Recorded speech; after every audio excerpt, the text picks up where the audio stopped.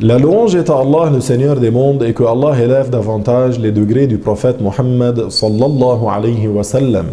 Chers frères, chères sœurs, dans notre précédent enregistrement intitulé Comment comprendre le Coran 1, nous avons mentionné qu'il y a des expressions et des mots dans la langue arabe qui ont plusieurs sens selon le contexte dans lequel sont utilisés. Ce vidéo y fait suite tel qu'annoncé afin de citer des exemples de mots dans le Coran qui doivent être expliqués avec précaution. Parmi ces mots-là, on trouve le mot ayn. Le sens apparent du mot ayn en arabe est l'organe de l'œil. Toutefois, dans certaines expressions en arabe, le mot ayn peut avoir un tout autre sens. Par exemple, il peut signifier protection, comme dans l'expression arabe « ton enfant est dans mon ayn ». Mot à mot, cela voudrait dire « ton enfant est dans mon œil », mais ici le sens est « ton enfant est sous ma protection ». Le mot « ayn » peut aussi signifier une source d'eau, comme dans l'expression arabe « aynul wadi ». Mot pour mot, cette expression traduite serait « l'œil de la vallée », mais ici le sens est « la source de la vallée ». Ayn peut également signifier espion, comme dans Aynul Qawm, mot à mot, l'œil de la tribu. Mais ce qui est visé ici, c'est que c'est l'espion de la tribu. Il peut aussi servir pour parler de la chose elle-même, comme si vous dites à quelqu'un « j'ai le même sac que le tien ». S'il dit en arabe « aynihi », cela ne signifie pas son œil pareil, mais dans le sens le même, pareil que le sien en ressemblance. Ajoutons à cela l'expression « fard ayn » qui, traduite mot pour mot, serait « obligation d'œil », mais réellement, elle signifie une obligation d'ordre personnel, c'est-à-dire que cela revient à vous de la faire, comme par exemple les 5 prières. Vous voyez, il est donc invalide et impossible de mettre juste un seul mot en français pour résumer tous ses sens.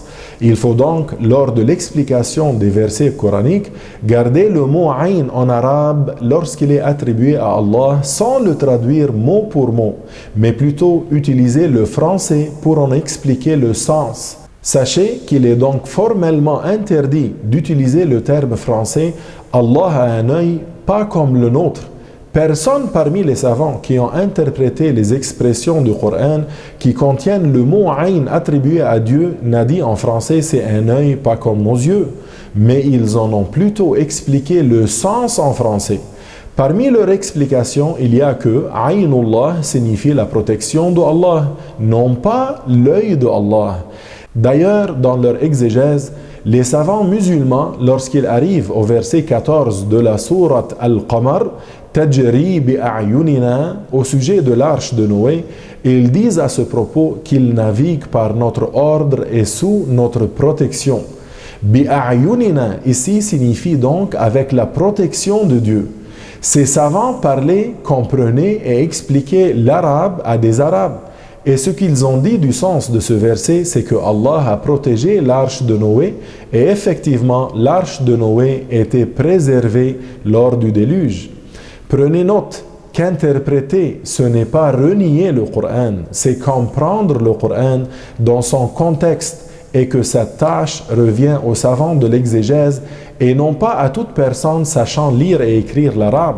Ce n'est pas parce qu'une personne a un doctorat ou son avis pèse auprès du public qu'elle peut se permettre d'interpréter comme bon lui semble.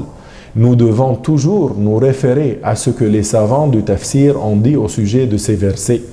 Que Dieu nous préserve de tout ce qu'il n'agrée pas et nous donne la force d'accomplir et de répandre ce qu'il agrée. Walhamdulillahi Rabbil Alamin.